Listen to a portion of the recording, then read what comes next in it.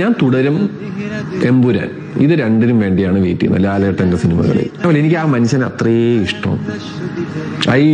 ഞാൻ പോലെ നമ്മുടെയൊക്കെ ജീവിതത്തിൽ നമ്മളെ ചിരിപ്പിക്കുകയും കരയിപ്പിക്കുകയും നമ്മളെ ഇപ്പോഴും ഞാൻ പല ചില റോൾസും ചില സീനൊക്കെ നമ്മൾ ഇന്നും പഴയ സിനിമകളിൽ കാണുമ്പോൾ ഞെട്ടിയിരുന്ന് ഗൂസ് ബംസ് അടിച്ചിരുന്ന് കാണാറുണ്ട് ഇപ്പോഴും.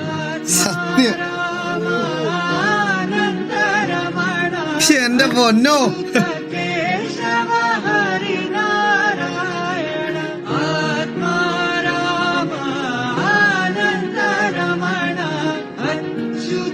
നിന്നോളം ഞാൻ ഒന്നിനെ സ്നേഹിച്ചിട്ടില്ല. ആ ഡയലോഗ് എന്റെ പൊന്നോ.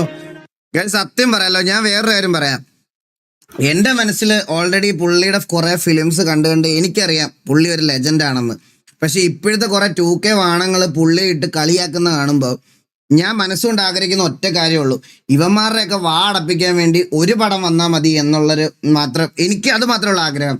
എമ്പുരാൻ ഒരു നല്ല കിടിലം പടം ആവണമെന്ന് എൻ്റെ മനസ്സിൽ ഒരു പ്രാർത്ഥന ഉണ്ടെങ്കിൽ എനിക്ക് ഇപ്പോൾ ഉള്ള ജനറേഷനിൽ ആൾക്കാർ പുള്ളി എടുത്തിട്ട് ഊക്കുന്നതൊന്നും മാറി കാണാൻ വേണ്ടിയിട്ട് എനിക്ക് ഓൾറെഡി എൻ്റെ ജനറേഷനിലൊക്കെ ഉള്ള ആൾക്കാർക്ക് എല്ലാവർക്കും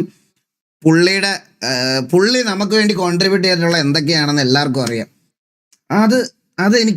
അതെനിക്ക് മനസ്സിൽ ഭയങ്കര ഒരു ആഗ്രഹമുള്ളൊരു കാര്യമാണ്. ഇവരുടെയൊക്കെ അടപ്പിക്കാൻ വേണ്ടി ഒരു പടം വരണം, അത്രേ ഉള്ളൂ. ഞാൻ മമ്മൂക്ക ഫാൻ അല്ലെങ്കിൽ മമ്മൂട്ടി ഹേറ്റർ അങ്ങനൊന്നും അല്ല ഞാൻ പറയണത്. ആരുടെ നല്ല പടമാണ് എല്ലാം കാണും.